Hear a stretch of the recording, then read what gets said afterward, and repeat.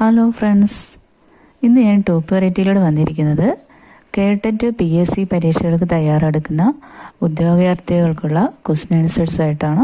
ഇതിനു മുൻപ് ഞാനൊരു 3 വീഡിയോ ചെയ്തിട്ടുണ്ട്. അത് കാണാത്തവരുണ്ടെങ്കിൽ ഞാൻ അതിൻ്റെ ലിങ്ക് ഡിസ്ക്രിപ്ഷൻ ബോർഡിൽ കൊടുക്കുന്നതായിരിക്കും. അത് നിങ്ങൾ നിർബന്ധമായിട്ട് കാണണം. ഈ ചാനൽ ആദ്യമായിട്ട് കാണുന്നവരാണെങ്കിൽ ഇപ്പോൾ തന്നെ ഈ ചാനൽ സബ്സ്ക്രൈബ് ചെയ്യുക, ലൈക്ക് ചെയ്യുക, ഷെയർ ചെയ്യുക. അപ്പോൾ ഇതിന് മുന്നത്തെ വീഡിയോസിലെല്ലാം ഞാൻ പരീക്ഷയ്ക്ക് വരാവുന്ന ക്വസ്റ്റ്യൻ ആൻസേഴ്സ് ടെക്സ്റ്റ് ബുക്ക് നോക്കി റെഫർ ചെയ്തിട്ടാണ് അതിൻ്റെ ക്വസ്റ്റ്യൻ ആൻസേഴ്സൊക്കെ ഇട്ടിട്ടുള്ളത്. അപ്പോൾ അത് പരീക്ഷയ്ക്ക് തയ്യാറെടുക്കുന്നവർ എന്തായാലും അത് കാണണം. പിന്നെ ഇതിന് ടെക്നിക്കൽ ടേംസ്, തയ്യൽ മെഷീൻ അനുബന്ധങ്ങൾ, അതുപോലെ കളേഴ്സ്, പിന്നെ ജോയിൻറ്റ് കളേഴ്സ്, അങ്ങനെ ഒരുപാട് ഐറ്റംസ് അതിന് കൊടുത്തിട്ടുണ്ട്. അപ്പോൾ ഇന്നത്തെ വീഡിയോസിൽ ഞാൻ ഉൾപ്പെടുത്തിയിരിക്കുന്നത് തിയറി ഓഫ് കളേഴ്സ് ആണ്. അതായത് നിറങ്ങളുടെ സിദ്ധാന്തം. ഏത് PSC പരീക്ഷയല്ല കേട്ടിട്ട് പരീക്ഷ എടുത്ത് നോക്കിയാലും നമുക്ക് കളറുകളെ കുറിച്ചുള്ള 1-2 ചോദ്യങ്ങൾ ഉറപ്പായിട്ടും ഉണ്ടാവും. അപ്പോൾ ഈ ഒരു ക്ലാസ് ഇത് കണ്ട് നിങ്ങളതിൻ്റെ വ്യത്യാസങ്ങളും കളറുകളും എല്ലാം നല്ലോണം പഠിച്ചിരിക്കണം. അപ്പോൾ നമുക്ക് ഈ വീഡിയോയിലേക്ക് കിടക്കാം.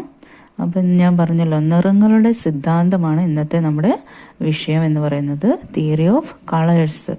കളേഴ്സ് എന്ന് പറയുമ്പോൾ തന്നെ 2 സിദ്ധാന്തങ്ങളാണ് ഇതിലുള്ളത്.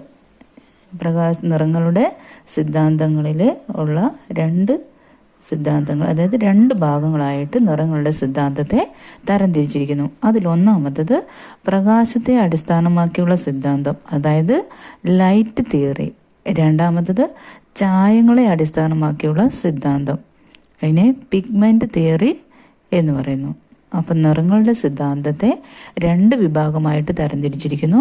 ഒന്ന് ലൈറ്റ് തിയറി, 2 പിഗ്മെന്റ് തിയറി. ഇനി അത് ഓരോന്ന് ഞാൻ സെപ്പറേറ്റ് പറഞ്ഞു തരാം, എന്താണ് അതിൻ്റെ വ്യത്യാസം എന്താണെന്ന്. അപ്പോൾ ഇത് ഓർത്തിരിക്കുക. നിറങ്ങളുടെ സിദ്ധാന്തത്തെ 2ആയി തരംതിരിച്ചിരിക്കുന്നു. Light theory, pigment theory. പ്രകാശത്തെയും ചായങ്ങളെയും അടിസ്ഥാനമാക്കിയുള്ള സിദ്ധാന്തങ്ങളാണ്. അപ്പോൾ ഇതിൽ ആദ്യത്തേത് പ്രകാശ സിദ്ധാന്തം, അതായത് ലൈറ്റ് തിയറി. നമുക്കറിയാം, സൂര്യപ്രകാശത്തിൽ 7 വർണ്ണങ്ങളാണ് നമുക്കുള്ളത്. അത് വയലറ്റ്, ഇൻഡിഗോ, നീല, പച്ച, മഞ്ഞ, ഓറഞ്ച്, ചുവപ്പ്. ഇത് ഫുള്ള് മലയാളം പറയുന്നത് എന്താണെന്ന് വെച്ചാൽ, നമുക്ക് ഈ പ്രാവശ്യത്തെ PSC പരീക്ഷകൾക്ക് വരുന്ന ക്വസ്റ്റ്യന് മലയാളത്തിലായിരിക്കും. അതുകൊണ്ടാണ് ഇത് പൂർണ്ണമായിട്ടും മലയാളം പറയുന്നത് കേട്ടോ. അപ്പോൾ സൂര്യപ്രകാശത്തിലെ 7 വർണ്ണങ്ങൾ. ഒരു സൂര്യപ്രകാശം ഒരു വസ്ത്രത്തിൽ പതിക്കുമ്പോൾ, അല്ലെങ്കിൽ ഒരു തുണിയിൽ പതിക്കുമ്പോൾ അതിലെ 7 വർണ്ണങ്ങളിലെ ഒരു കളറ് ഒരു വർണ്ണം പ്രതിഫലിപ്പിക്കും. ബാക്കിയുള്ള 6 വർണ്ണങ്ങളും അതിനെ ആ തുണി ആഗിരണം ചെയ്യുകയാണ് ചെയ്യുന്നത്. ഒരു കളർ മാത്രമേ അത് പ്രതിഫലിപ്പിക്കുന്നുള്ളൂ. അപ്പോൾ ആ തുണിയുടെ കളർ എന്ന് പറയുന്നത് ആ പ്രതിഫലിപ്പിക്കുന്ന കളർ ഏതാണോ അതായിരിക്കും. സൂര്യപ്രകാശം തുണിയിൽ പതിക്കുമ്പോൾ അതിൽ പ്രതിഫലിക്കുന്ന വർണ്ണം ഏതാണോ അതായിരിക്കും ആ തുണിയുടെ വർണ്ണം എന്ന് പറയുന്നത്. ബാക്കിയുള്ള കളറുകളെല്ലാം, ബാക്കിയുള്ളവയെല്ലാം ആ തുണി ആഗിരണം ചെയ്യുകയാണ് ചെയ്യുന്നത്. അപ്പോൾ ഈ പ്രകാശ സിദ്ധാന്തത്തിൽ ഞാൻ കഴിഞ്ഞ വീഡിയോസിൽ പറഞ്ഞിരുന്നു, പ്രാഥമിക വർണ്ണങ്ങൾ, അതുപോലെ സെക്കൻഡറി കളേഴ്സ്, ടെർഷ്യറി കളേഴ്സ്, ഇതെല്ലാം പറഞ്ഞിട്ടുണ്ട്. അപ്പോൾ പ്രകാശ സിദ്ധാന്തത്തിൽ പ്രൈമറി കളേഴ്സ് എന്ന് പറയുന്നത് ചുവപ്പ്, പച്ച, നീല ആണ്. നമ്മൾ പഠിച്ചിരിക്കുന്നത് പ്രാഥമിക വർണ്ണങ്ങൾ ചുവപ്പ്, മഞ്ഞ, നീല എന്നാണ്. എന്നാൽ പ്രകാശ സിദ്ധാന്തത്തിൽ പ്രാഥമിക വർണ്ണങ്ങൾ എന്ന് പറയുന്നത് ചുവപ്പ്, പച്ച, നീലയാണ്. അവിടെ മഞ്ഞയ്ക്ക് ഒരു വ്യത്യാസം വന്നിട്ടുണ്ട്. അതാണ് പ്രകാശ സിദ്ധാന്തത്തിൻ്റെ വ്യത്യാസം. പിഗ്മെന്റ് തിയറിയും ലൈറ്റ് തിയറിയും തമ്മിലുള്ള വ്യത്യാസം അതാണ്. പ്രൈമറി കളേഴ്സ് രണ്ടും വ്യത്യാസമുണ്ട്. അപ്പോൾ ഈ നിറങ്ങളുള്ള പ്രകാശരശ്മികൾ ഒരേ അനുപാതത്തിൽ പതിക്കുമ്പോൾ പുതിയൊരു വർണ്ണം കിട്ടുന്നു. പല നിറങ്ങളുള്ള പ്രകാശരശ്മികൾ വിവിധ അനുപാതത്തിൽ, അതായത് പല അനുപാതത്തിൽ സംയോജിപ്പിച്ച് മറ്റ് വർണ്ണങ്ങൾ ഉണ്ടാകുന്നു എന്നാണ് ഈ പ്രകാശ സിദ്ധാന്തത്തിൽ പറയുന്നത്. അതായത് ഇത്രയും മനസ്സിലാക്കിയാൽ മതി. പ്രകാശ സിദ്ധാന്തത്തിൽ പ്രൈമറി കളേഴ്സ് എന്ന് പറയുന്നത് ചുവപ്പ്, പച്ച, നീല എന്നിവയാണ്. ഇവ ചേർത്ത് പുതിയൊരു വർണ്ണം ഉണ്ടാക്കുന്നു. അതാണ് പ്രകാശ സിദ്ധാന്തം എന്ന് പറയുന്നത്. ഇനി അടുത്തത് പിഗ്മെന്റ് തിയറി, അതായത് ചായങ്ങളെ അടിസ്ഥാനമാക്കിയാണ്. ചായങ്ങളെ അടിസ്ഥാനമാക്കി പറയുമ്പോൾ അതിൽ പ്രൈമറി കളേഴ്സ് എന്ന് പറയുന്നത് ചുവപ്പ്, മഞ്ഞ, നീല. അപ്പോൾ പ്രൈമറി കളേഴ്സ് ചുവപ്പ്, മഞ്ഞ, നീല ഈ കളറുകൾ ഒരേ അനുപാതത്തിലും വ്യത്യസ്ത അനുപാതത്തിലും കൂട്ടിച്ചേർക്കുമ്പോൾ മറ്റൊരു കളറുകൾ കിട്ടുന്നു. അപ്പോൾ ഇങ്ങനെ വ്യത്യസ്ത നിറങ്ങളിലുള്ള കളറുകൾ കൂട്ടിച്ചേർത്ത് പുതിയൊരു വ്യത്യസ്ത കളർ ഉണ്ടാക്കും. അതായത് ചുവപ്പ്, മഞ്ഞ, നീല ഈ പ്രാഥമിക കളർ കൂട്ടിച്ചേർത്ത് സെക്കൻഡറി കളേഴ്സും സെക്കൻഡറി കളറുകൾ കൂട്ടിച്ചേർത്ത് ടെർഷറി കളറും ഉണ്ടാക്കും. അപ്പോൾ പിഗ്മെൻ്റ് തിയറിയെക്കുറിച്ച് പഠനം നടത്തിയ ശാസ്ത്രജ്ഞനാണ് ബ്രൂസ്റ്റർ. ബ്രൂസ്റ്റർ സിദ്ധാന്തം എന്നൊക്കെ പല ക്വസ്റ്റ്യനിലും നമ്മൾ കേട്ടിട്ടുണ്ടാവും. അപ്പം ഈ പിഗ്മെൻ്റ് തിയറിയെക്കുറിച്ച് പഠനം നടത്തിയ ശാസ്ത്രജ്ഞനാണ് ബ്രൂസ്റ്റർ. അതുകൊണ്ട് തന്നെ ഈ സിദ്ധാന്തത്തെ ബ്രൂസ്റ്റർ സിദ്ധാന്തം എന്നറിയപ്പെടുന്നു. അപ്പോൾ ബ്രൂസ്റ്റർ സിദ്ധാന്തം എന്ന് പറഞ്ഞാൽ പിഗ്മെൻ്റ് തിയറിയാണ്. അത് ചായങ്ങളെ അടിസ്ഥാനമാക്കിയുള്ള സിദ്ധാന്തമാണ്. അപ്പോൾ അത് മനസ്സിലായെന്ന് വിചാരിക്കുന്നു. അപ്പോൾ അതിൽ മഞ്ഞയും നീലയും കൂട്ടിച്ചേർത്താൽ പച്ച, ചുവപ്പ് നീലയും കൂട്ടിച്ചേർത്താൽ വയലറ്റ്, ചുവപ്പ് മഞ്ഞയും കൂട്ടിച്ചേർത്താൽ ഓറഞ്ച്. ഈ കളറുകളൊക്കെ നമ്മൾ പഠിച്ചിട്ടുള്ളതാണ്. അപ്പോൾ ഈ രണ്ട് തിയറിയും ഒന്ന് മനസ്സിലാക്കിയിരിക്കുക. അതിൽ പ്രാഥമിക വർണ്ണങ്ങളിൽ തമ്മിലുള്ള വ്യത്യാസങ്ങളാണ് ഈ രണ്ട് തിയറിയുടെയും വ്യത്യാസം, പ്രധാനമായുള്ള വ്യത്യാസം എന്ന് പറയുന്നത്. പിന്നെ ഓരോ കളറും കൂട്ടിച്ചേർക്കുമ്പോഴുള്ള വ്യത്യാസങ്ങൾ നിങ്ങളൊന്ന് നല്ലോണം പഠിച്ചിരിക്കുക. ഇപ്പോൾ ഒരുപാട് ടൈം ആവുന്നതുകൊണ്ട് അതിനെക്കുറിച്ച് വിശദമായിട്ട് പറയുന്നില്ല. ഇനി അടുത്തത് കളറുകളെ കുറിച്ച് തന്നെയുള്ള മിക്ക പരീക്ഷയ്ക്കും ചോദിക്കുന്ന കുറച്ച് ചോദ്യങ്ങളാണ്. അപ്പോൾ അതിൽ ആദ്യത്തെ ചോദ്യം, തണുപ്പൻ നിറം എന്നറിയപ്പെടുന്ന നിറം ഏതാണ്? തണുപ്പൻ നിറം എന്നറിയപ്പെടുന്നത്, ഇത് 2ഓ 3ഓ ക്വസ്റ്റ്യൻ പേപ്പറിൽ ഞാൻ നോക്കിയപ്പോൾ കണ്ടിട്ടുള്ളതാണ് ഇതേ ചോദ്യം തന്നെ. തണുപ്പൻ നിറം എന്നറിയപ്പെടുന്ന നിറം പച്ചയാണ്. തണുപ്പൻ നിറം പച്ച. ഇനി തിളക്കമുള്ള നിറം എന്നറിയപ്പെടുന്ന നിറം ഏതാണ്? തിളക്കമുള്ള നിറം എന്നറിയപ്പെടുന്നത് മഞ്ഞ. മഞ്ഞയെ തിളക്കമുള്ള നിറം എന്നറിയപ്പെടുന്നു. അടുത്തത് ബ്രില്യൻ്റ് നിറം എന്നറിയപ്പെടുന്ന നിറം ഏതാണ്? ബ്രില്യൻ്റ് നിറം എന്നറിയപ്പെടുന്നത് ചുവപ്പാണ്. അപ്പോൾ ചുവപ്പിന് ബ്രില്യൻ്റ് നിറം എന്നറിയപ്പെടുന്നു. ഇനി അടുത്തത് കളർ ഹാർമണി. കേട്ടിട്ടുണ്ടാവുമായിരിക്കും എല്ലാവരും, കളർ ഹാർമണി. അപ്പോൾ അതിൽ ഏതൊരു നിറത്തോടും വെള്ള നിറം ചേർത്താൽ കിട്ടുന്നത് ആ കളറിൻ്റെ ടിൻറ്റ് എന്ന് പറയുന്നു. ഏതൊരു നിറത്തോടും ആ വെള്ള കളർ ചേർക്കുമ്പോൾ കിട്ടുന്നതിനെയാണ് ടിൻറ്റ് എന്ന് പറയുന്നത്. അപ്പോൾ ടിൻറ്റ് എന്ന് പറഞ്ഞാൽ ഏതൊരു കളറിനോടും വെള്ള ചായം ചേർത്താൽ കിട്ടുന്നതിനെ ടിൻറ്റ് എന്ന് പറയുന്നു. ചുവപ്പിനോട് വെള്ള ചേർത്ത് കഴിയുമ്പോൾ ഒരു പിങ്ക് കളർ കിട്ടുന്നു.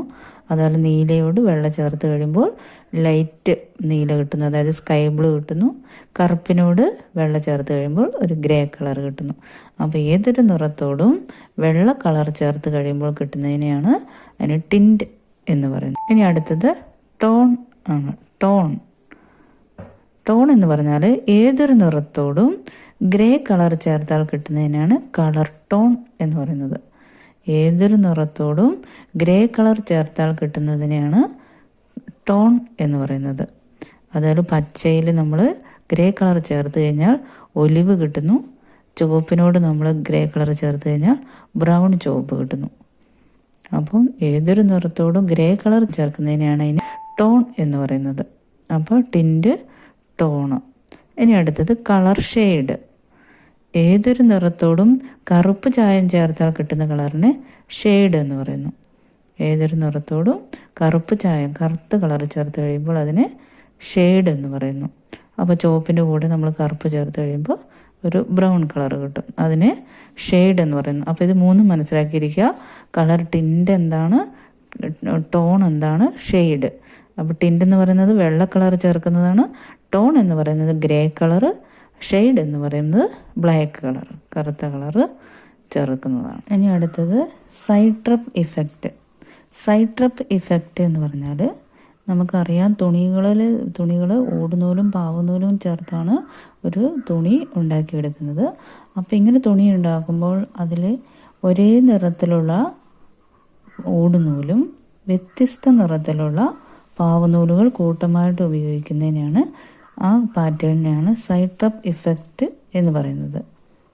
വിവിധ കളറുകളുള്ള പാവുനൂലുകളും ഒരേ നിറമുള്ള ഓടുനൂലും ചേർത്തുണ്ടാക്കുന്നതാണ് സൈട്രപ്പ് ഇഫക്റ്റ് എന്ന് പറയുന്നത്.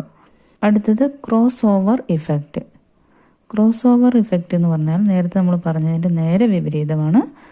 ഒരു നിറത്തിലുള്ള പാവുനൂലും വ്യത്യസ്ത നിറങ്ങളുള്ള ഉള്ള ഊടുനൂല് ഗ്രൂപ്പായിട്ട് ഉപയോഗിച്ച് കിട്ടുന്ന പാറ്റേണാണ് ക്രോസ് ഓവർ ഇഫക്റ്റ് എന്ന് പറയുന്നത്. പാവുനൂലുകൾക്ക് ഒരു നിറമായിരിക്കും, വ്യത്യസ്ത നിറമുള്ള ഊടുനൂലുകൾ ഗ്രൂപ്പായിട്ട് ഉപയോഗിക്കുന്ന പാറ്റേൺ ആയിരിക്കും ക്രോസ് ഓവർ ഇഫക്റ്റിൽ വരുന്നത്. രണ്ടും തരം താരതമ്യം ചെയ്ത് പഠിച്ചാൽ പെട്ടെന്ന് മനസ്സിലാവും. സൈഡ് ട്രിപ്പ് ഇഫക്റ്റ് എന്ന് പറഞ്ഞാൽ പാവുനൂലുകൾ വ്യത്യസ്ത കളറുകളായിരിക്കും, ഊടുനൂല് ഒരേ കളറായിരിക്കും. ക്രോസ് ഓവർ ഇഫക്റ്റ് എന്ന് പറഞ്ഞാൽ പാവുനൂലുകൾ ഒരു കളറും വ്യത്യസ്ത നിറമുള്ള ഊടുനൂലുകളും ഗ്രൂപ്പായിട്ട് ഉപയോഗിക്കുന്ന ക്രോസ് ഓവർ ഇഫക്റ്റ് എന്ന് പറയുന്നത്. അടുത്തത് ചെക്ക് ഇഫക്റ്റ്. ചെക്ക് ഇഫക്റ്റ് എന്ന് പറഞ്ഞാൽ ഊടുനൂലും പാവുനൂലും രണ്ടും വ്യത്യസ്ത കളറുകളായിരിക്കും. ഒന്നിൽ കൂടുതൽ നിറങ്ങളുള്ള പാവുനൂലും ഒന്നിൽ കൂടുതൽ കളറുകളുള്ള ഊടുനൂലും ഗ്രൂപ്പായിട്ട് ഉപയോഗിക്കുന്നതാണ് ചെക്ക് ഇഫക്റ്റ് എന്ന് പറയുന്നത്. പല കളറുള്ള പാവുനൂലും പല കളറുള്ള ഊടുനൂലും ചേർത്തുണ്ടാക്കുന്നതാണ് ചെക്ക് ഇഫക്റ്റ് എന്ന് പറയുന്നത്. അടുത്തത് ഷോർട്ട് ഇഫക്റ്റ്. ഷോർട്ട് ഇഫക്റ്റ് എന്ന് പറഞ്ഞാൽ പാവുനൂലുകൾക്ക് ഒരു നിറവും ഊടുനൂലുകൾക്ക് മറ്റൊരു നിറവും നൽകി തുണിക്ക് പുതിയൊരു നിറം നൽകുന്നു. ഊടുനൂലിന് ഒരു കളറ്, പാവുനൂലിന് മറ്റൊരു കളറ്. അപ്പോൾ തുണിക്ക് കിട്ടുന്നത് പുതിയൊരു നിറമായിരിക്കും. ഇതിനെ ഷോർട്ട് എഫക്റ്റ് എന്ന് പറയുന്നത്. അതായത് ചുവന്ന പാവുനൂലുകളും നീല കളറുള്ള ഊടുനൂലുകളും ചേർത്ത് തുണി ഉണ്ടാക്കിയാൽ തുണിയുടെ നിറം മൊത്തത്തിൽ നോക്കുമ്പോൾ ഒരു വയലറ്റ് കളറായിട്ട് നമുക്ക് തോന്നും. ഇതാണ് ഷോർട്ട് എഫക്റ്റ് എന്ന് പറയുന്നത്. എഴുതി വെച്ച് പഠിക്കുക.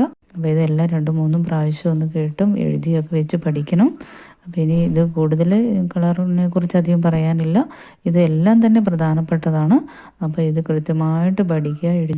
അപ്പോൾ ഈ വീഡിയോ നിങ്ങൾക്ക് ഇഷ്ടപ്പെട്ട് കഴിഞ്ഞാൽ അതിനെന്തെങ്കിലും പറയാനുണ്ടെങ്കിൽ ഇതിൻ്റെ കമൻറ്റ് ബോക്സിൽ നിർബന്ധമായിട്ട് നിങ്ങളിത് കമൻറ്റ് ചെയ്തിരിക്കണം. എന്തെങ്കിലും സംശയമോ അല്ലെങ്കിൽ പറഞ്ഞത് എന്തെങ്കിലും തെറ്റുകൾ വന്നിട്ടുണ്ടെങ്കിൽ അത് നിങ്ങളൊന്ന് കമൻറ്റ് ചെയ്യണം. ഈ വീഡിയോ നിങ്ങളുടെ കൂട്ടുകാർക്കും പരീക്ഷ എഴുതുന്നവർക്കും ഒക്കെ ഒന്ന് ഷെയർ ചെയ്ത് കൊടുക്കണം. അതേപോലെ തന്നെ അടുത്ത വീഡിയോ ആയിട്ട് ഞാൻ വേഗം തന്നെ വരുന്നതായിരിക്കും. അതുകൊണ്ട് തന്നെ ഈ ചാനൽ ഇപ്പോൾ തന്നെ നിങ്ങൾ സബ്സ്ക്രൈബ് ചെയ്യുകയും കൂടി വേണം. അപ്പോൾ എല്ലാവർക്കും വിജയാശംസകൾ നേരുന്നു.